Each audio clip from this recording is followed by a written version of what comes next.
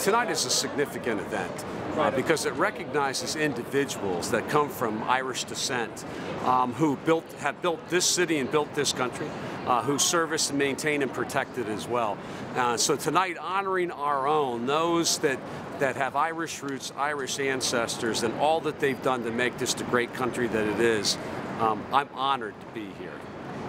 We have a very, very vibrant economy in Massachusetts, doing better than most of our sister states in the latest recession. A lot of that is oriented because of the enormous contribution that labor has made, and not only making sure that enormous projects have qualified people working on them, but more importantly by teaching the trades, through the trades, job skills that will last these young men and women for their entire lives. Whether it's being an electrician, a laborer, a person who is a pipe fitter, or a teamster, all of these unions in Massachusetts play an important role in the economy. They contribute immensely to the quality of life in Massachusetts, and we're proud to say that we're a union state. We've got to represent labor down on Wall Street because so much has been happening here. If you're not part of the system, you're going to be shoved out of it. And I'm wearing a James Connolly badge, and Connolly organized down in this area.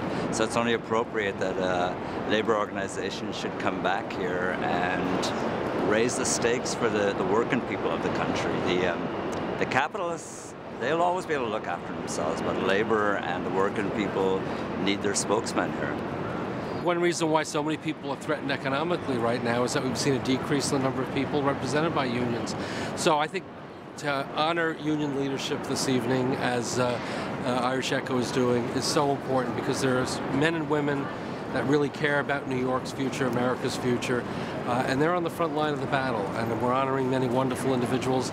Kathy McCormick, as you know from my office, is our labor liaison. She's our director of labor affairs, and she just happens to be Irish as well and fights hard on our Irish concerns. But she's a labor person first and foremost, and people like Kathy that make the difference in an organization like the Comptroller's Office, and labor leaders, labor activists, they've been under assault, especially on the public sector side. I think it's important that we recognize that they're in it fighting for real people, fighting for everyday people. That should be what government is all about. I'd like to think that's what New York was about in the past, what New York is about today, what New York will be about in the future. So a strong labor movement means a strong New York, a strong America.